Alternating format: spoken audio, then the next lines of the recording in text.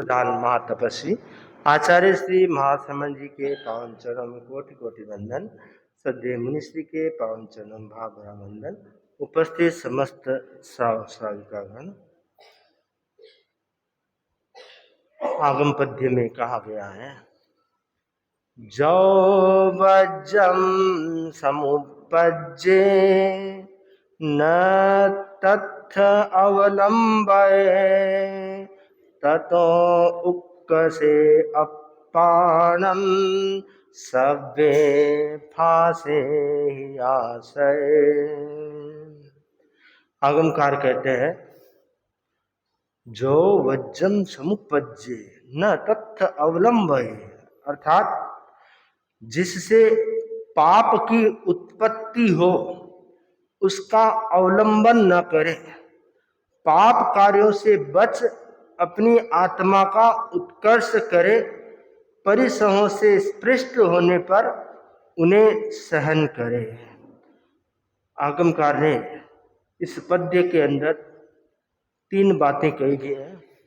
सबसे पहली बात कही है कि जिससे पाप की उत्पत्ति हो उसका अवलंबन न करे। इंसान को कोई न कोई अवलंबन लेना होता है, क्योंकि सहारे के बगैर वह जी नहीं सकता। सहारा तो चाहिए, जीना है तो भोजन का सहारा चाहिए, जीना है तो भोजन से भी ज़्यादा जरूरी है पानी का सहारा चाहिए, और उससे भी ज़्यादा जरूरी है वह श्वास का सहारा चाहिए। अगर श्वास नहीं है तो आस नहीं है। तो जीवन में अवलंबन तो होता है, भोजन पानी का होता है। गृहस्थ लोगों को व्यापार के लिए, अर्थार्जन के लिए व्यापार का अवलंबन होता है। अनाश्रित को आश्रय का अवलंबन चाहिए। तो कहीं न कहीं अवलंबन चाहिए, क्योंकि हमारा जीवन है वह सामूहिकता पर टिका हुआ है। अकेला व्यक्ति कुछ नहीं कर सकता। कोई व्यक्ति कहे कि मैं तो अकेला जी लूंगा, तो उसको तो हिमालय की गुफा में बैठकर साधना करनी पड़ेगी। क्यों? कि आप भोजन करते हैं तो उसमें पैसे भले आपने दिए हो, परंतु कितने व्यक्तियों का श्रम लगा है। किसान से लेकर आपकी थाली तक आने तक जितने लोगों का श्रम लगा, उन सबका सहयोग रहा है। एक कपड़ा तन पर पहुंचता है तो किसान से लेकर कपड़ा पहुंचने तक जितने व्यक्तियों का सहयोग लगा, तो सबका श्रम रहा है, सबका सहयोग रहा है, तब कपड़ा आप तक पहुंचा है।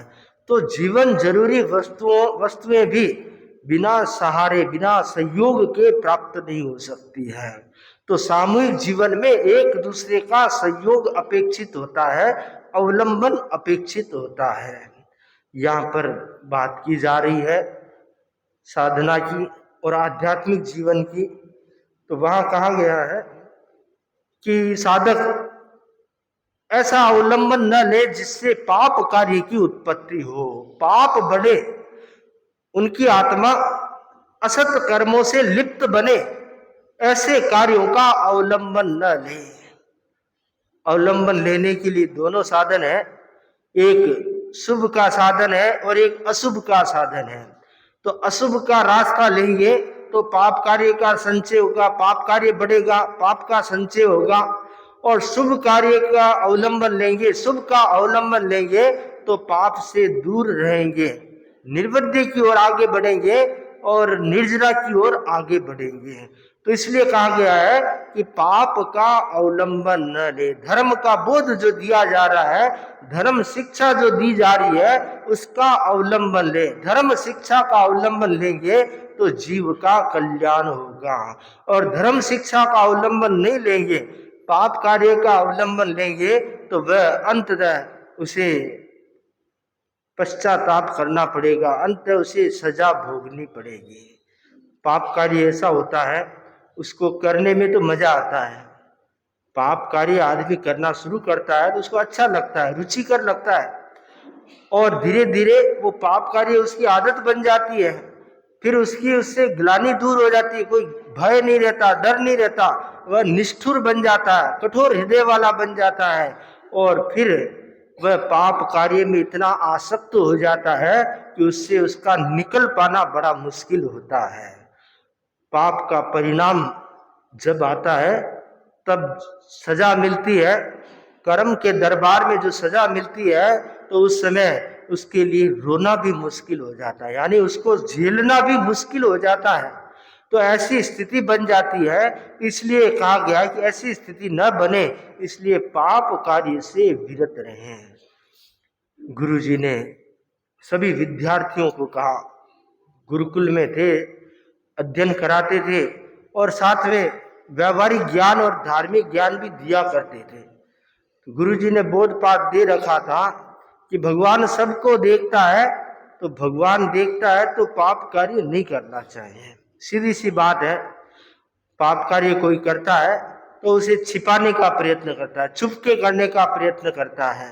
धर्म कार्य करेगा तो वह तो सबके सामने करेगा, और पाप कार्य करेगा तो सबसे छिपाकर करने का प्रयास करेगा, या अपने जैसे जो पाप में लिप्त है वैसे व्यक्तियों के साथ मिलकर करेगा। तो गुरुजी ने विद्यार्थियों को ज्ञान दिया और नित्य ज्ञान दिया करते थे। एक बार की बात है, गुरुजी ने विचार किया, मैं जो शिक्षा देता हूं वह विद्यार्थी ग्रहण कर रहे हैं या नहीं कर रहे, इसकी परीक्षा करनी चाहिए। अगर विद्यार्थी ग्रहण कर रहे हैं तब तो मेरा गुरुकुल चलाना सार्थक है, अगर विद्यार्थी ग्रहण नहीं कर रहे हैं तो फिर फालतू गुरुकुल चलाकर मैं अपना समय क्यों लगाऊं और क्यों इतना श्रम करूं। गुरुजी ने विद्यार्थियों से कहा कि देखो विद्यार्थियों, मेरी लड़की की शादी है और उसकी शादी के लिए आप सबको कोई न कोई उपहार लेकर आना है, परंतु एक बात ध्यान रहे कि उपहार वही कबूल होगा, मंजूर होगा जो आप कोई देखे नहीं तब लेकर आओ। कोई घर में देख रहा है और आप लेके आ गए तो कबूल नहीं होगा। घर में कोई देखे नहीं और किसी से मांग कर नहीं लाना है, उधारा भी नहीं लाना है, आपको जैसे तैसे जुटा कर लाना है। ठीक है, दिन बता दिया कि अमुक दिन लेकर आना है। बहुत सारे विद्यार्थियों ने मौका देख देख करके घर से ही वस्तुएं चुरा चुरा करके इकट्ठी कर ली। किसी ने रुपए चुराए, किसी ने गहना चुराया, किसी ने और कुछ चुराया। जब घर में सदस्य नहीं थे तब निकाल लिया और अपने स्कूल गुरुकुल जाने के सामान में रख दिया। निर्धारित दिन सारे विद्यार्थी पहुंचे और गुरुजी ने कहा था कि सब एक जगह बता दी कि यहाँ पर सब अपना अपना उपहार रख दो, और सब ने उपहार रख दिया। परंतु एक विद्यार्थी था जिसने कुछ लाया ही नहीं। तो गुरुजी ने उससे पूछा, अरे तुम कुछ लाए नहीं, तुम्हारे को याद नहीं है कि मैंने कहा था कि उपहार लेकर आना, फिर लाए क्यों नहीं?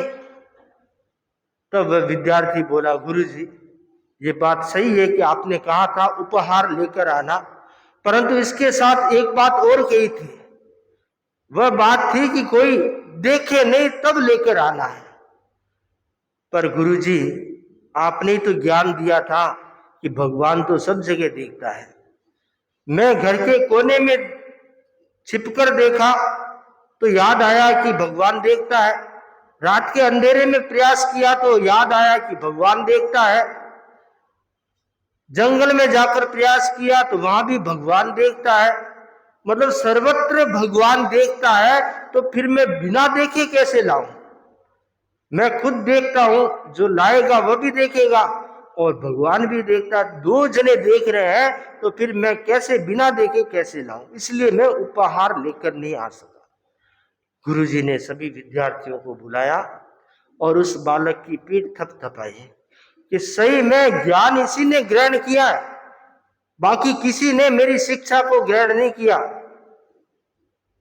मेरा तो सिर्फ परीक्षा करने का कार्य था और मैंने परीक्षा कर ली, और परीक्षा में ही एक बालक उत्तीर्ण हुआ है, बाकी सारे बालक अनुत्तीर्ण हो गए, फेल हो गए। कि मेरी शिक्षा पर ध्यान नहीं दिया। शिक्षा पर ध्यान देना है कि भगवान जब सर्वत्र देखता है तो आप चोरी करके कैसे ला सकते हो? चोरी करके लाना तो पाप कार्य है, अपराध है। तो आपने गुरुजी के लिए अपराध किया, ये स्वीकार्य नहीं है। और उस विद्यार्थी की पीठ थपथपाई कि ये बालक, इसने सही ज्ञान पकड़ा है, ये विद्यार्थी होनहार है। गुरुजी ने सोचा, अगर एक विद्यार्थी भी नहीं निकलता तो मैं गुरुकुल बंद कर देता। ये तो सब गुरुकुल क्या, ये तो सब चोरों का अड्डा हो गया, सब चोर बैठे यहाँ पे। सच्चा विद्यार्थी एक है मतलब आस है, एक से 100 भी हो सकते हैं। और गुरुजी ने अपना निर्णय बदल दिया कि ये गुरुकुल चालू रखूंगा। तो कहने का तात्पर्य है कि पाप कार्य का अवलंबन मत लो। पाप कार्य का अवलंबन लेंगे तो उसका परिणाम भी बुरा होगा, अच्छा परिणाम नहीं होगा। आज भले बहुत सारे लोग कहते हैं जो बेईमानी करते हैं वो लोग खूब धन संपत्ति कमा लेते हैं, सुख सुविधा का उपभोग करते हैं, बड़े मजे से रहते हैं। हो सकता है देखने में आपको लगे कि वह बहुत म्युनिसिपल है।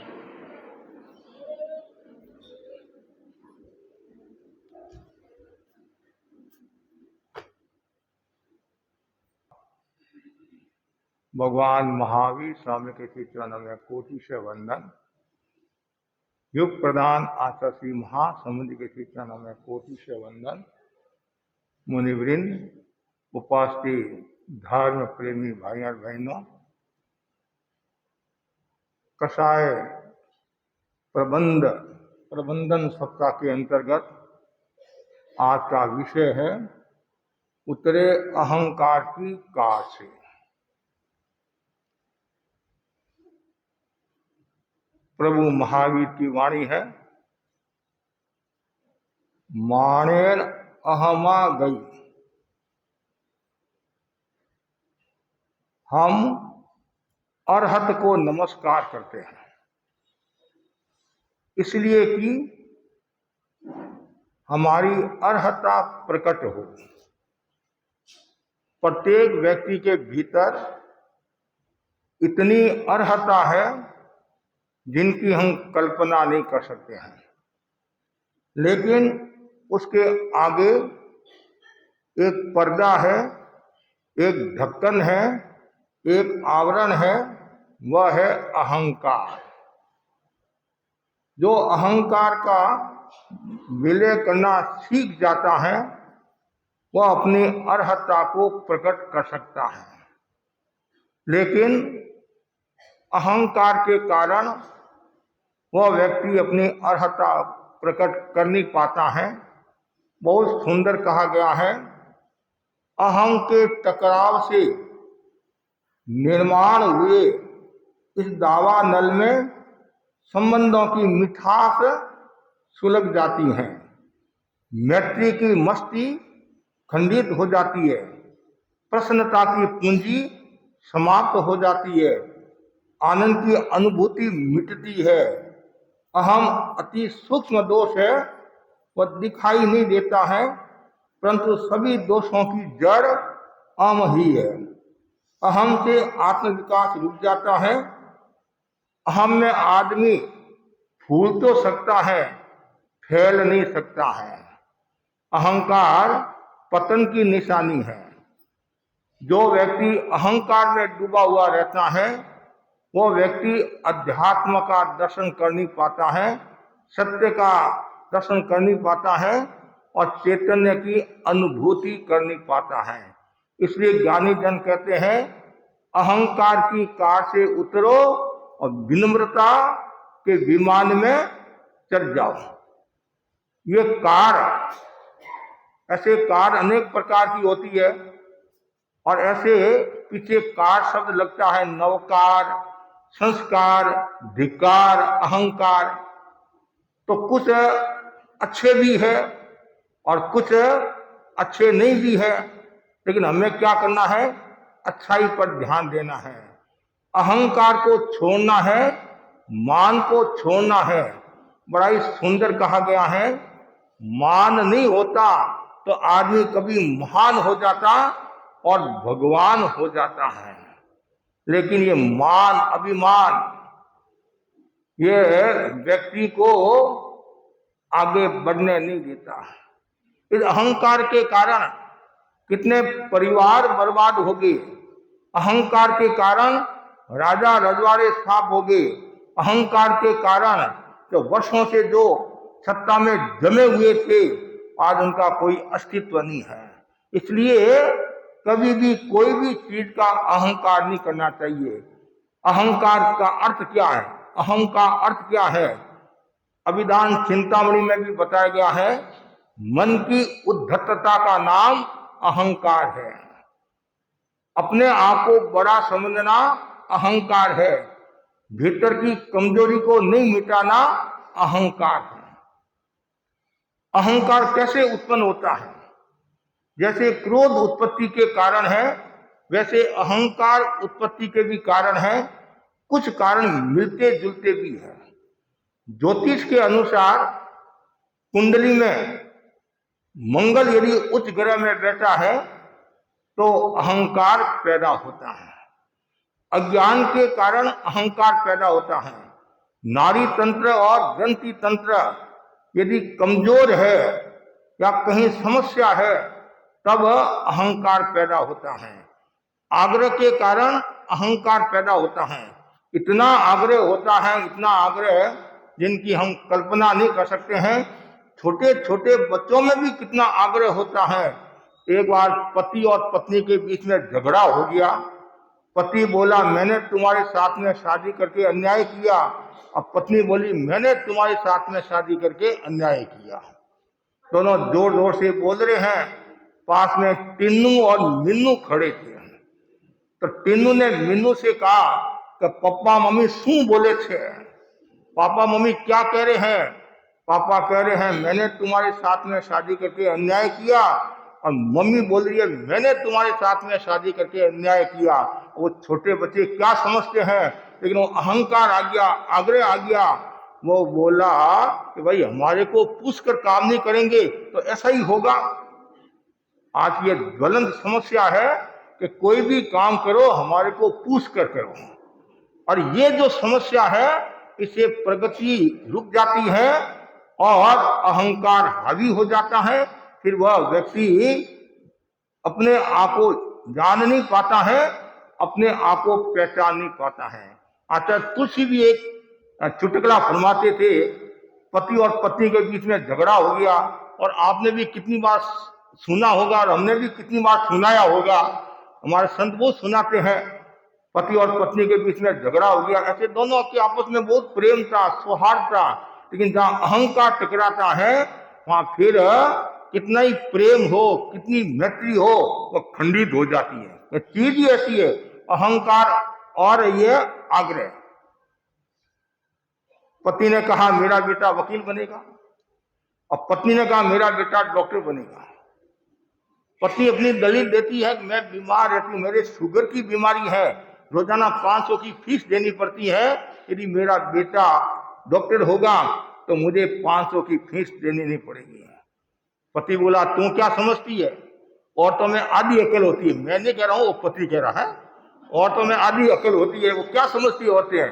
तुम्हारे को पता नहीं है मेरे कितना बड़ा बिजनेस है, सेल टैक्स और इनकम टैक्स के वकील की आवश्यकता रहती है, इसलिए मेरा बेटा वकील बनेगा। और दोनों लड़ाई करते करते चौराया है नहीं, हावड़ा का नहीं, कोई चौराया, और चौराहे पर दोनों पहुंच गए। जोर जोर से बोल रहे हैं, और उधर से महाशय निकले और बोले, वो दोनों को जानते थे कि आपके तो आपको आपस में इतना प्रेम है, सौहार्द है, क्या हो गया, क्यों लड़ाई करे, क्यों झगड़ा करे हो, क्या बात है? पत्नी ने कहा मैं शुगर की मरीज हूं, मैं कह रही हूं मेरा बेटा डॉक्टर बनेगा। पति बोला मेरे इतना बड़ा बिजनेस है, इसलिए मेरा बेटा वकील बनेगा। बस यही लड़ाई है, बस इतनी सी लड़ाई है, बस यही लड़ाई है। तो महाशय ने शांति के साथ कहा कि लड़के को पूछ लो, लड़के का क्या मन है। धीरे से औरत बोली लड़का तो अभी हुआ ही नहीं है, तो फिर तुम्हारे बाप को क्यों रो रहे हो? हाँ, भैंस तो आए दिन पहले मड़ाई की बात, भैंस आने तो दो, फिर मड़ाई की बात होगी, फिर पियर भेजने की बात होगी। तो आग्रह इतना होता है, उस आग्रह के कारण कितना नुकसान होता है। छोटे छोटे बच्चों में, बड़े लोगों में, हर एक किसी में भी हो सकता है। जब तक कषाय मौजूद है तो आग्रह, तो ये आग्रह के कारण, अज्ञान के कारण और भीतर की कमजोरी के कारण क्या होता है, अहंकार पैदा होता है। और हमारे ठाणांग सूत्र में अहंकार उत्पत्ति के 8 कारण बताए। अहंकार उत्पत्ति के पहला कारण बताया जाति। जाति को लेकर अहंकार पैदा होता है। मैं ऊंची जाति का हूं, श्रेष्ठ जाति का हूं। और अभी वर्तमान में जातीय हिंसा भी खूब होती है। आपस में जाति जाति के लोग भी लड़ाई झगड़ा करने लग जाते हैं और दूसरी जाति से भी लड़ाई झगड़ा करने लग जाती है। तो जाति के कारण अहंकार पैदा होता है। हरिकेश बलमुनि का आपने नाम सुना होगा। पूर्व भव में श्रेष्ठ था वो और जाति का अहंकार किया, परिणाम ये आया वो चंडाल योनि में पैदा हुआ। जाति का अहंकार क्यों नहीं, हरिकेश बलमुनि कौन थे, चंडाल थे। बाद में दीक्षा ली, वो आगे का क्रम है। लेकिन पूर्व भव में उन्होंने जाति का अहंकार किया, जिनके कारण हरिकेश बलमुनि मरे। दूसरा है कुल का अहंकार। मैं बड़े घराने का हूँ, बड़े घराने की हूँ, मेरा कुल कितना श्रेष्ठ है, कितना शक्तिशाली है, ऐसा तुम्हारा नहीं है। तुम तो कुलहीन हो, तुम्हारा घर तो सामान्य है, नीच हो, ऐसे हो वैसे हो, इतना अहंकार। तो ये कुल का अहंकार किसने किया था, मरीचि ने किया था। मरीचि ने कुल का अहंकार किया था। और वो क्या बोले थे, प्रथमो वासुदेवो हम, मैं प्रथम वासुदेव हूँ, मेरे दादा तीर्थंकर है, मेरा पिता चक्रवर्ती हैं। ये मोह मिश्रित अहंकार किया उन्होंने। और उस समय उनके कर्मों का बंधन हुआ और फिर उनको ब्राह्मणी की कुक्षी में पैदा होना पड़ा, ब्राह्मणी की कुक्षी में पैदा होना पड़ा। तो ये कुल का अहंकार, जाति कुल, फिर बल का अहंकार। मेरे जैसा कोई बलिष्ठ है और मेरे जैसा कोई शक्तिशाली दुनिया में कोई नहीं है, कोई शक्तिशाली नहीं है, कितना मैं जबरदस्त हूँ। और कभी कोई छोटे बच्चे होते हैं ऐसे बताते, देखो महाराज मेरे में कितना बल है, ऐसे बताते हैं कि मैं इसके थोड़ा सा टच करता हूँ, ये नीचे गिर जाता है और वापिस नाम ही नहीं लेता, मेरे से ये डरता है। तो बल का भी अहंकार, जैसे बाहुबली का उदाहरण दे सकते हैं, बाहुबली का भी उदाहरण दे सकते हैं। बाहुबली ने बल का अहंकार किया। और ऐसा भी आता है, त्रिपृष्ठ वासुदेव के पूर्व भव की घटना भी ले सकते हैं। तो उन्होंने भी अहंकार, वो विशाख भूति के भव में उन्होंने अहंकार किया था। तो जाति कुल बल, और उसके बाद में रूप का भी अहंकार होता है। मेरे सामने तो अप्सरा भी नहीं टिकती हैं, फीकी पड़ती हैं, मेरा कितना सुंदर रूप है। ये समस्या आज की नहीं है, अनादिकालीन समस्या है। एक दोहे में भी वो सुंदर का है, एक रूप आपरो, एक रूप आपरो, 100 रूप कपड़ो, और 1000 रूप गहनो काठो, और करोड़ रूप नखरो। नखरा क्या है, करोड़ रूप नखरा है। ये साड़ी पहनूं, ये पहनूं, ये करूं, वो करूं, और सामने 50 है। और इसलिए वो कभी कभी मन में, लेकिन हमारे साधु संतों के 2 ड्रेस होती है, या मतलब ज्यादा रख नहीं सकते हैं, इसलिए वो समस्या नहीं आती है। आपके तो पेटी भरी हुई होती है, हमारे को तो उठाना पड़ता है। तो ये रूप का अहंकार भी होता है। बड़े बड़े ऋषि मुनियों को भी ये रूप खा गया, चक्रवर्ती को भी ये रूप खा गया। सनत कुमार की घटना आती नहीं, सनत कुमार ने रूप का अहंकार किया। तो ऐसा कहा जाता है, घटना लंबी समय की सीमा है, तो 16 महारोग हो गए थे। कितने 16 महारोग हो गए अहंकार के कारण, ऐसा कहा जाता है। उसके बाद में ज्ञान का अहंकार। कुछ लोग पढ़ने के लिए आते हैं तो भाव खाते हैं, अभी टाइम नहीं है, मेरी कितनी पूछ है। ऐसे भी होता नहीं, कभी कभी आप किसी के पास पढ़ने के लिए जाते हैं तो सामने वाला व्यक्ति भाव खाता है।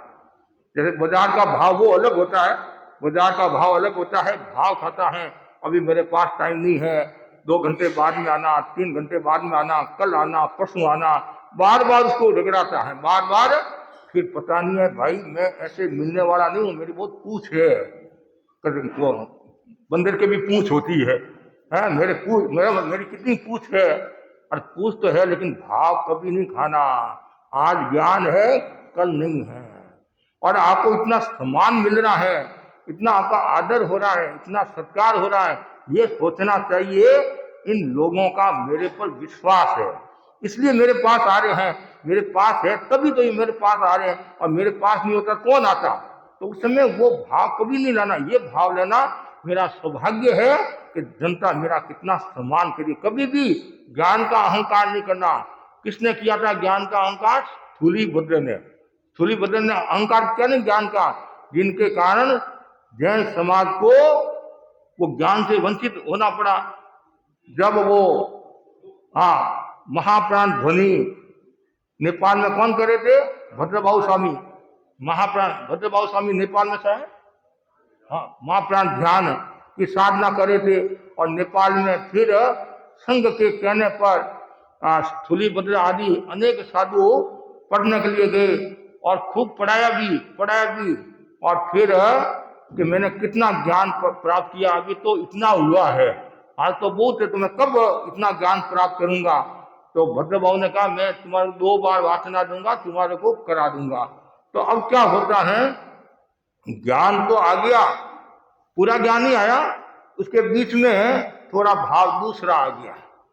और उनकी जो बहनें थी नहीं, यक्षा आदि 7 बहनें थी, और वो आई और भद्रबाहु से कहा मेरे भाई कहाँ हैं, भाई महाराज कहाँ हैं? तो उन्होंने कहा वो गुफा में वहाँ साधना करे हैं। तो वो वहाँ जाती है और भाई को पता चलता है, और भाई के मन में अहंकार आ गया। अहंकार आ गया, मेरी बहनों को कैसे पता चलेगा कि थुली के भद्र के पास में इतना ज्ञान है। तो उनके पास कई विधाएं आ गई थी।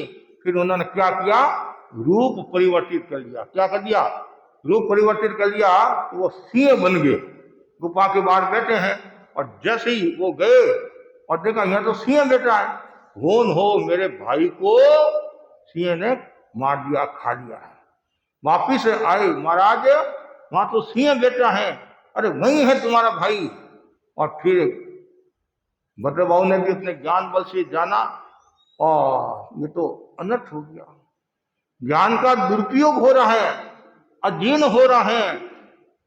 और फिर वापिस आए, तब भद्रबाहु ने उनको कहा, शिक्षा भी दी, उपालम भी दिया, उन्होंने गलती भी स्वीकार की। भद्रबाहु ने कहा अब मैं तुम्हारे को ज्ञान नहीं दूंगा, तुम्हारे में पाचन नहीं है और अजीर्ण हो रहा सा लग रहा है। तो खूब आग्रह किया, खूब गलती स्वीकार की, विनती की।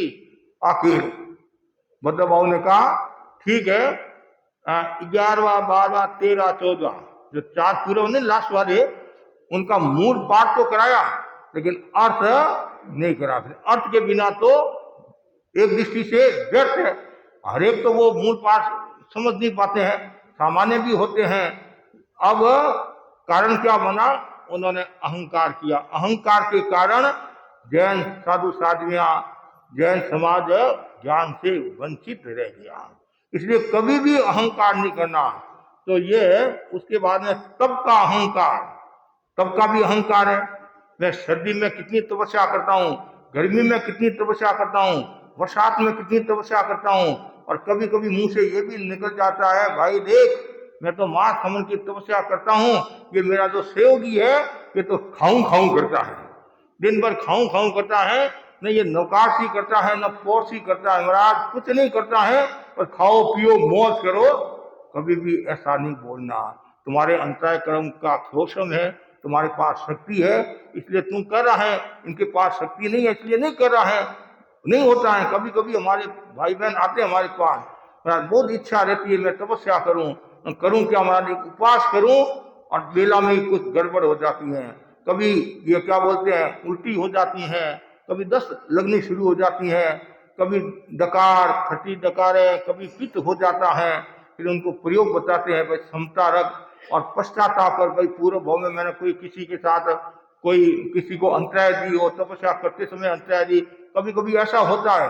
हम अभी वर्तमान में भी देखते हैं, कोई व्यक्ति तपस्या करता है तो परिवार वाले अंतराय देते हैं। एक ऐसा भी संभव तो मैंने सुना कि भाई ने जबरदस्ती मुंह में डाल दिया कि तुम तपस्या नहीं कर सकती हैं। ऐसा कभी नहीं करना। आज तो आप जबरदस्ती कर रहे हैं, कल जब कर्म उदय में आएंगे तब पता चलेगा। इसलिए बहुत सावधानी रखना।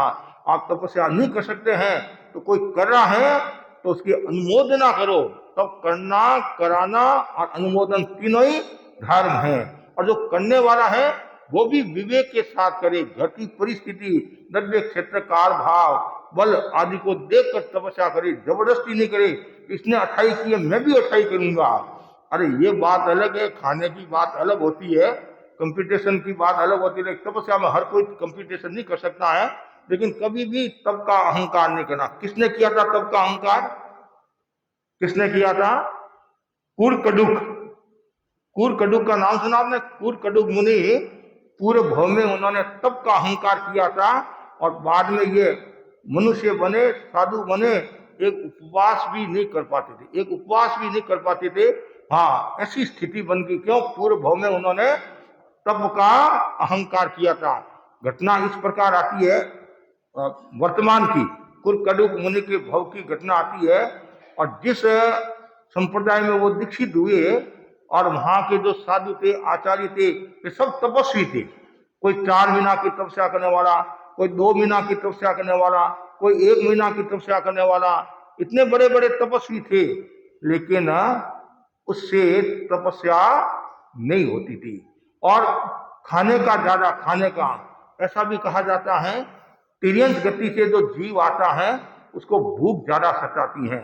और वर्तमान में ऐसा कहा जाता है जिनके शुगर की बीमारी होती है, शुगर की बीमारी, तो उनको भी भूख लगती है, और डॉक्टर भी कहता है थोड़ी थोड़ी देर के बाद में खाते रहो, ऐसा भी कहा जाता है। ये एक बिंदु है, और भी कई कारण हो सकते हैं। नारकी से कोई जीव आता है तो भय ज्यादा सताता है, तो अलग अलग देवता से आता है तो अलग होता है, मनुष्य से आता अलग है। किसी को मिथुन ज्यादा सताता है, किसी को परिग्रह ज्यादा सताता है, किसी को भय ज्यादा सताता है, किसी को भूख ज्यादा सताती है। और भूख की नाम कितना, भूख, भूख, भू मतलब पृथ्वी, ख मने आकाश, और पृथ्वी और आकाश को एक कर दे उसका नाम है भूख। और जब भूख लगती है उसमें कुछ नहीं दिखता है। 15 दिन की वासी रोटी है तो भी आधे दे, 15 दिन का लाडू पुराना है तो भी आधे दे, और भूख नहीं है, और सुबह की रोटी शाम को परोस देते हैं। फिर देखो चमत्कार, चमत्कार देखो कि भूख लापसी कहते हैं, क्या बोलते नहीं, भूख मीठी कि लापसी मीठी, ऐसा कहा जाता नहीं। तो भूख मीठी होती है। आप कभी कभी हम विहार करते हैं तो बड़ी मुश्किल से आहार पानी मिलता है, तो हमारे संत कहते जो भी मिले लेकर आ जाओ, जो भी मिलेगा, मतलब हमारे मर्यादा के अनुसार जो भी मिले, ठंडा उन्ना कैसे भी लेकर आ जाओ, और पेट भरना है।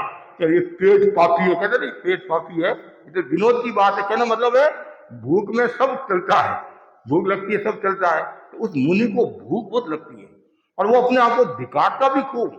धन्य है ये तपस्वी मुनि रहा, मेरे से एक उपवास नहीं होता है, एकासना नहीं होता है, धिकार है मेरी आत्मा को। लेकिन उनमें सबसे बड़ा गुण क्या था? समता का गुण था। इतनी समता सदी हुई थी, उनको कोई कुछ कहता तैत गुरुदेव, तैत गुरुदेव, तैत गुरुदेव, इसके अलावा कुछ नहीं है। और ये भी नहीं कि मेरे को गर्म मिले, ऐसा मिले, वैसा मिले, बस पेट को भाड़ा देना है। हमारे एक संत हुए मुनि वर्धमान जी स्वामी, जिनकी दीक्षा यहाँ हुई थी कलकत्ता में, गुरुदेव तुलसी के शासनकाल में। गुरुदेव का यहाँ चातुर्मास था, तो सजोड़े कंवारे सजोड़े दीक्षा हुई थी। गुण प्रभा जी और वर्धमान मुनि कंवारे सजोड़े दीक्षा, उनकी सगाई हो चुकी थी और कंवारे सजोड़े दीक्षा हुई थी।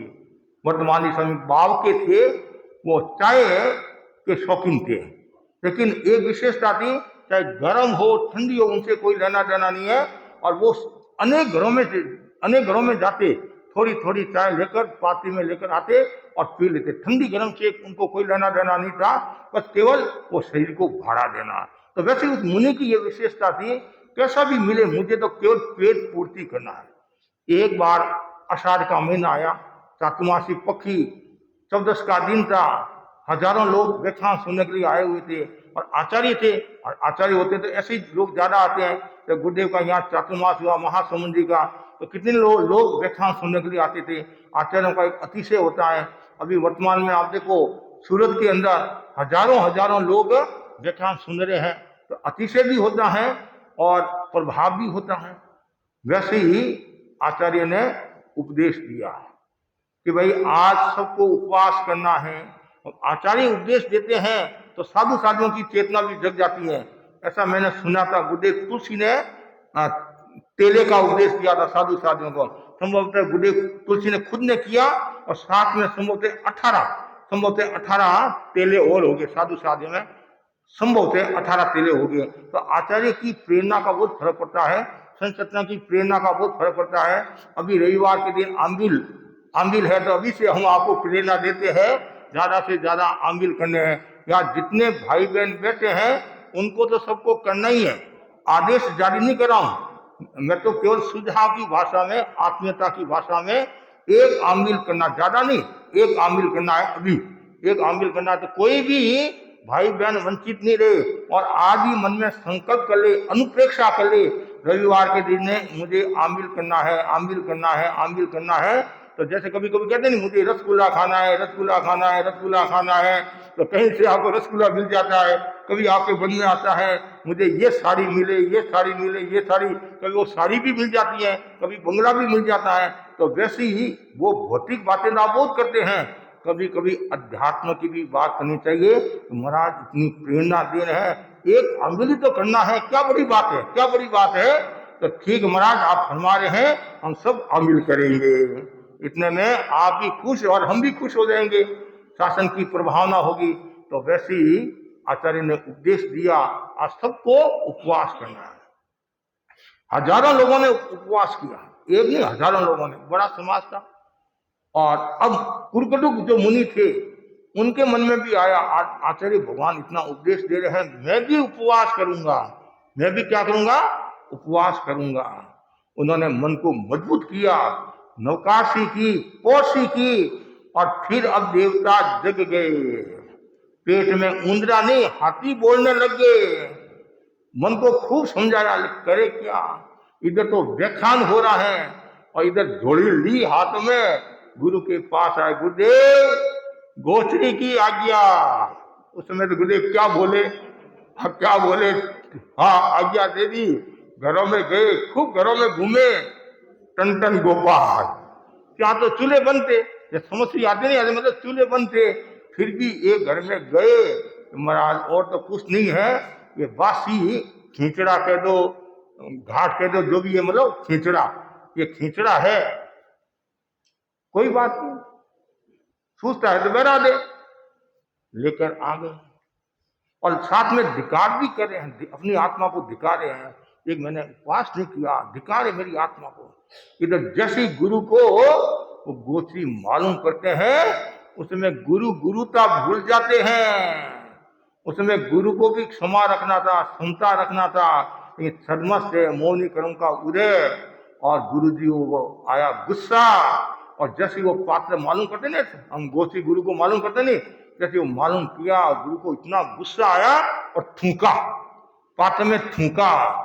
लेकिन शिष्य ने गुस्सा नहीं किया, और शिष्य सोच रहा न्याल हो गया, आहा क्या आनंद आ गया।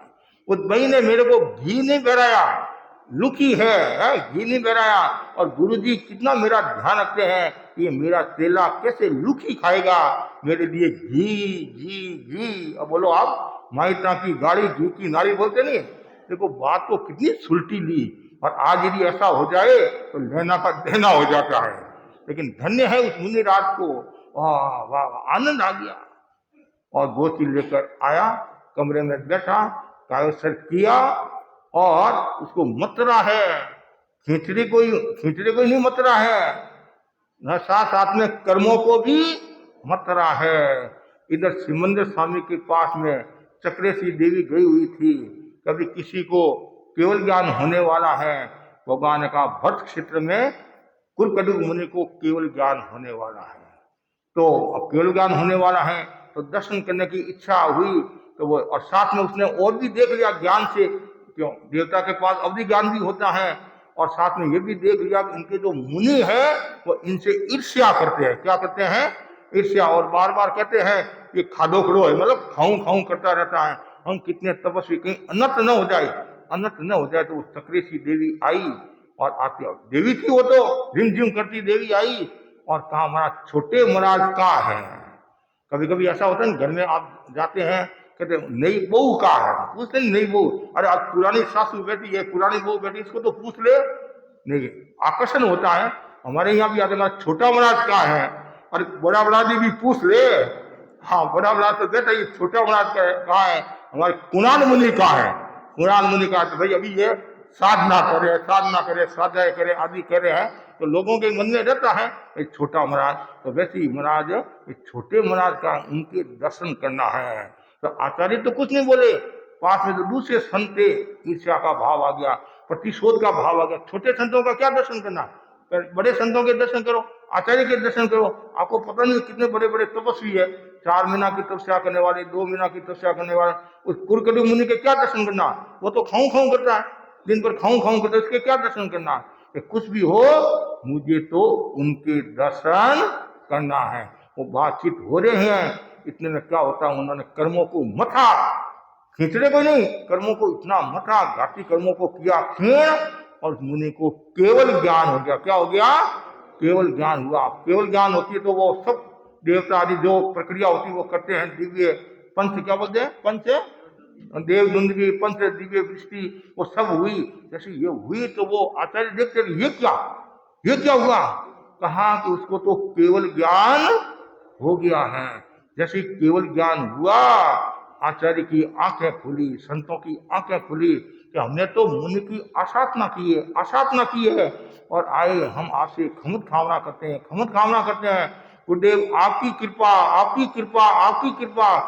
कृपा के कारण तो हुआ, और किसकी कृपा के कारण हुआ है। अब बोलो, केवल ज्ञान होने के बाद भी गुरु के प्रति वो भाव, और गुरु के मन में भी इतना पश्चाताप हुआ, संतों के मन में भी इतना पश्चाताप हुआ।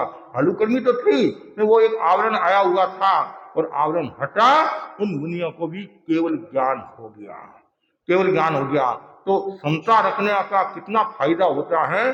तो मूल जो बात है, कुरकटुक मुनि ने पूरे भव में तप का अहंकार किया था, जिनके कारण वर्तमान में वो तप नहीं कर पाए, लेकिन समता का विकास किया और केवल ज्ञान को प्राप्त कर दिया। उसके बाद में लाभ का भी अहंकार होता है।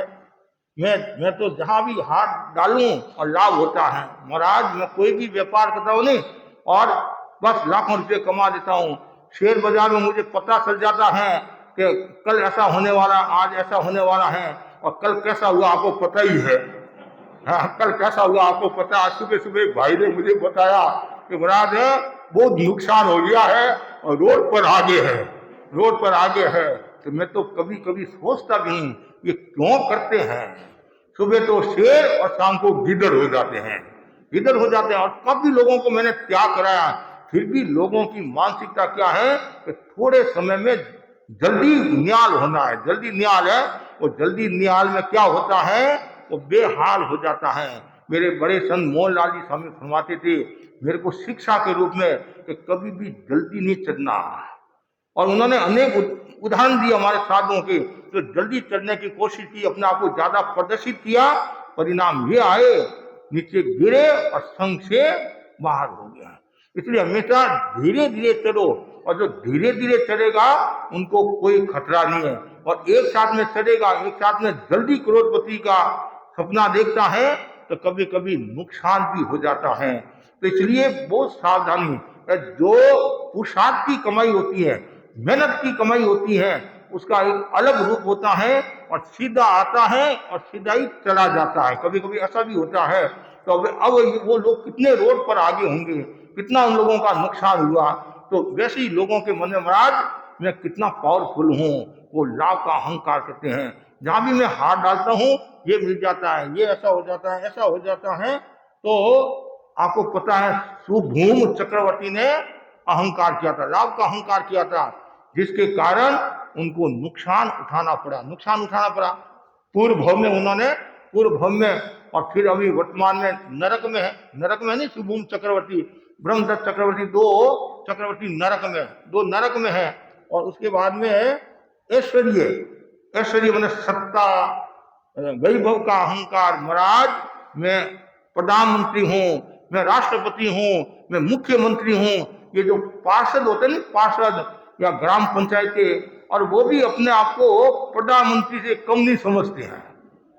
हाँ, गली में उसको कोई पूछता नहीं पूछता, वो अलग बात है, फिर भी अपने आप को इतने पावरफुल क्यों, वो सत्ता का उन्माद। और सत्ता के उन्माद के कारण कितने लोगों का नुकसान हो गया। चाहे आप रावण का उदाहरण ले लो, कंस का उदाहरण ले लो, दुर्योधन का उदाहरण ले लो, और भी न जाने कितने लोगों ने सत्ता का उन्माद किया, ऐश्वर्य का अहंकार किया। किसने किया ऐश्वर्य का अहंकार? कोई बता सकता है? दशान भद्र राजा ने सत्ता का रिद्धि का अहंकार किया। और जब भगवान दशानपुर नगर में पधारते हैं तो ये राजा दर्शन करने के लिए जाता है, अपनी रिद्धि बताता है, मेरे पास में इतनी रिद्धि है। बहुत बड़ा मतलब घटनाक्रम है। जब इंद्र को पता चला ये अपनी रिद्धि का प्रदर्शन कराए और इंद्र ने ऐसी रिद्धि ही दिखाई, उनका अहंकार चूर चूर हो गया। अब वापिस मुझे घर जाना नहीं है। और मान से मुंडित कौन हुए? दशान भद्र राजा ने दीक्षा ली और इंद्र प्रकट हुआ और वंदना करने लगा। अब मैं आपके त्याग को वंदना कर रहा हूं। उस समय आपका अहंकार चूर चूर करने के लिए आया।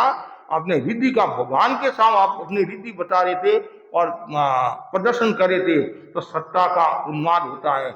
ये इन 8 कारणों से क्या होता है? अहंकार उत्पत्ति होती है।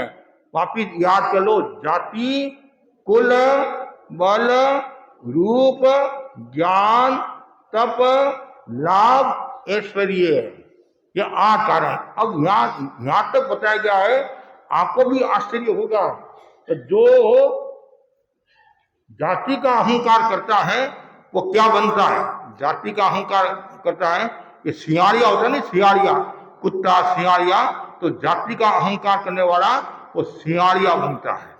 और कुल का अहंकार करने वाला कीड़ा बनता है। और रूप का अहंकार करने वाला क्या बनता है? ऊंट बनता है। ऊंट का रूप कैसा होता है? और बल का जो अहंकार करता है वो पतंगिया होता है नहीं, बिजली के सामने जो पतंगिया ने, उनमें कोई बल नहीं होता है। तो रूप का जो अहंकार करता है वह ऊंट बनता है और बल का अहंकार करने वाला पतंगिया बनता है।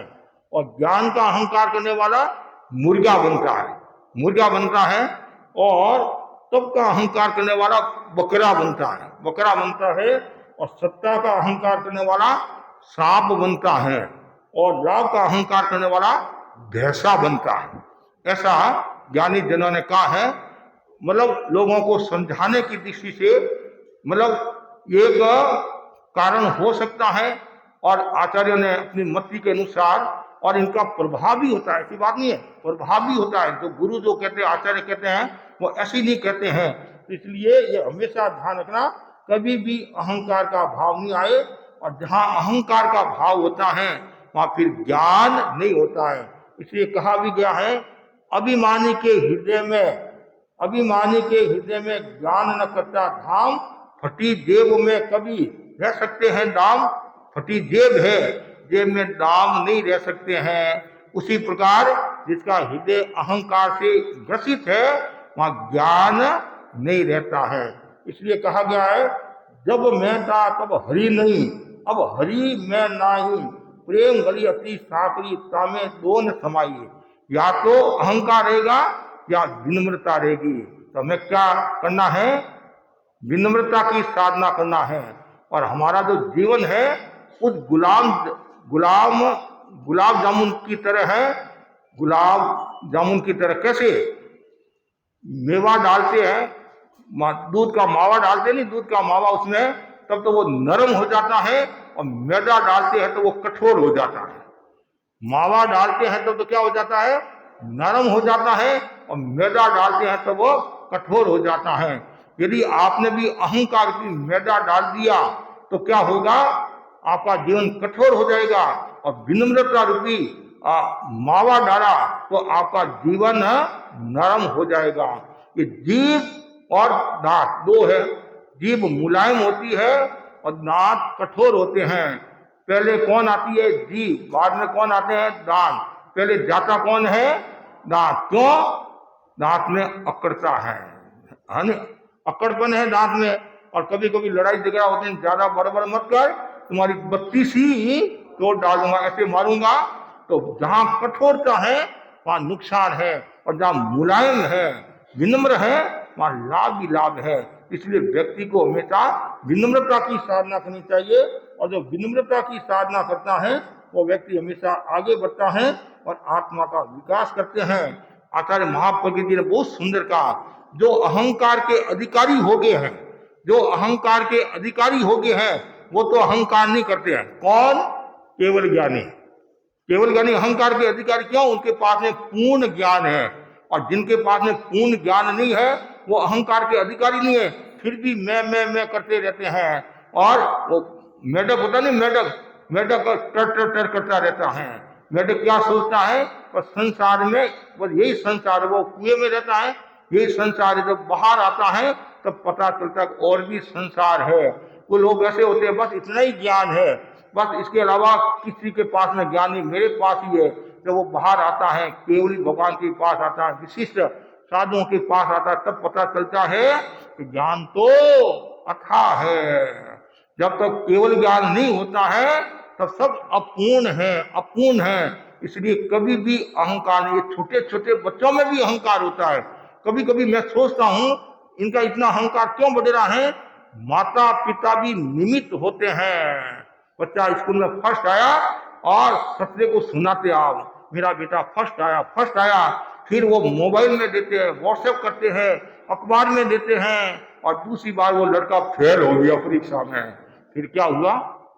तो कभी भी किसी को ज्यादा चढ़ाना नहीं, प्रोत्साहित करो।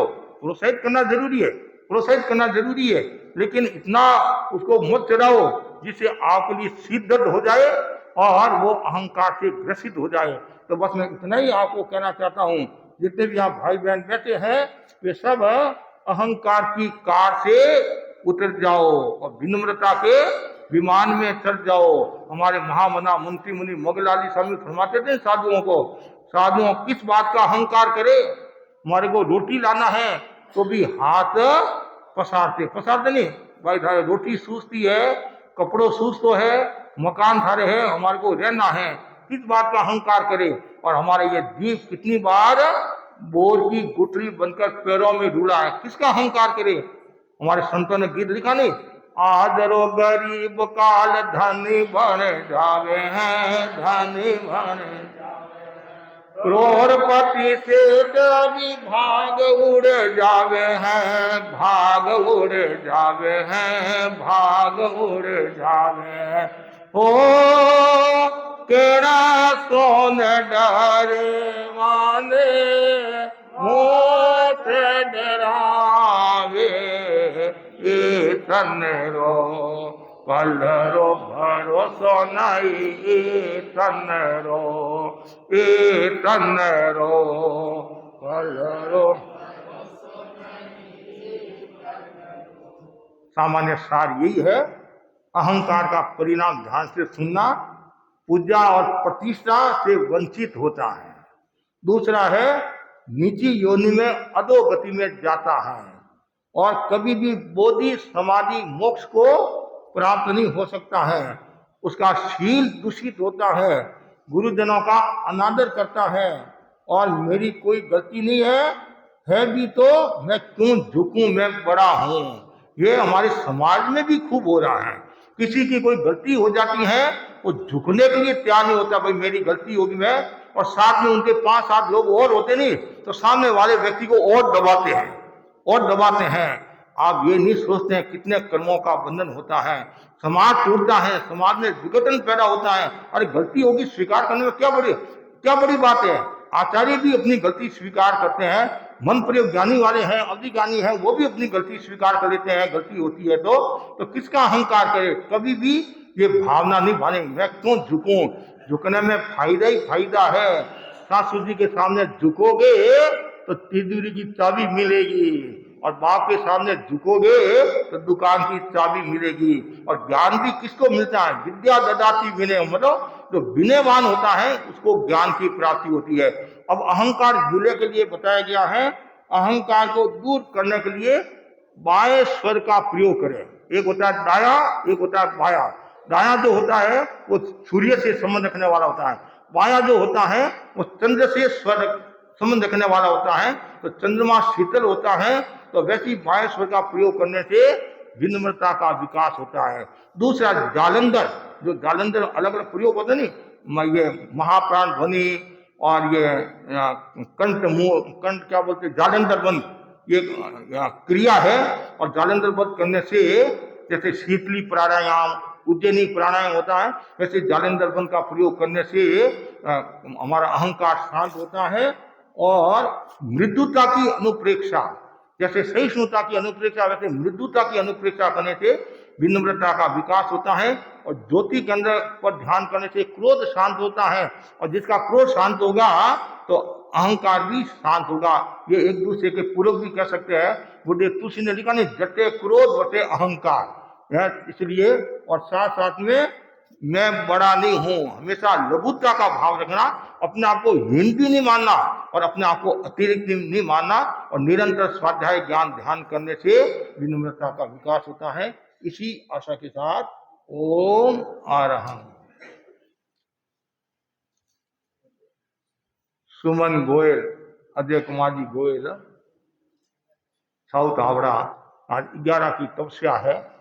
हाँ, पिछली बार इनकी बेटी ने मास हवन किया था, ये वंशिका ने, हाँ, मास हवन किया था। और इस बार माँ ने 11 की तपस्या की है, तो माँ के प्रति खूब आध्यात्मिक मंगल कामना। और पूरा परिवार अजय वत्सल आदि खूब सेवा करते हैं, प्रवचन भी सुनते हैं। पूरा का पूरा परिवार प्राय व्याख्यान में आता है। और भाई के बहुत लगन है। हमारे कपूर चंद जी मास्टर थे सिसाई के, हरियाणा के, उनकी द्वैती है। और इनके पियर वाले पहले बड़ा बाजार में रहते थे, बड़ा बाजार में रहते, हाँ हाँ। और इनके पिताजी जो हाँ, इनके पिताजी भिवानी में गुरुदेव का चातुर्मास था, महाप्रज्ञ जी का, उस समय इनके सक्रिय थे, पिताजी बहुत सक्रिय है। तो भाई इनके प्रति खूब मंगल कामना, खूब अध्यात्म के क्षेत्र में आगे बढ़े। और वत्सल भी किशोर मंडल का सह संयोजक है, नहीं सह संयोजक, ध्यान में विकास करो। और ये भावना भाव, मेरा भी वह दिन आए मैं भी दीक्षा लेकर संघ की सेवा करूं। हाँ, श्रीमती सारिका सेठिया, कुणाल जी सेठिया, ये सारिका जो यहाँ दक्षिण हावड़ा की बेटी है, कोचर परिवार की। और भाई ने खूब हिम्मत की है। और आज 7 है और 9 करने का भाव है। और हाँ, हमारे भीम जी है नी, हाँ, भीम जी की बेटी है पूनम चंद जी, बड़ा परिवार है, संस्कारी परिवार है। उधर सेठिया परिवार है। और कुछ समय पहले इनके ससुर जी घटाने वाले है, हाँ, घटाने वाले नहीं है। तो अनुकूलता हो परिवार की, सास ससुर आदि, मतलब ससुराल पियर में आदि अनुकूलता हो। हाँ, ये हमारे कोठारी जी के भी संबंधी है नहीं। हाँ, बस राजू हो गया। हाँ, श्रीमती राजू लूनिया, प्रदीप लूनिया, आज 7 की तपस्या है। और इनके प्रति भी मंगल कामना, खूब आगे बढ़ते जाओ। आज 7 है, बस एक एक भाग पूरा हो रहा है, आगे बढ़ते जाओ, आगे बढ़ते बस। तो जितने ज़्यादा आगे बढ़ोगे आपको भी फायदा, हमारे को भी फायदा, दलाली का हमारे को भी लाभ।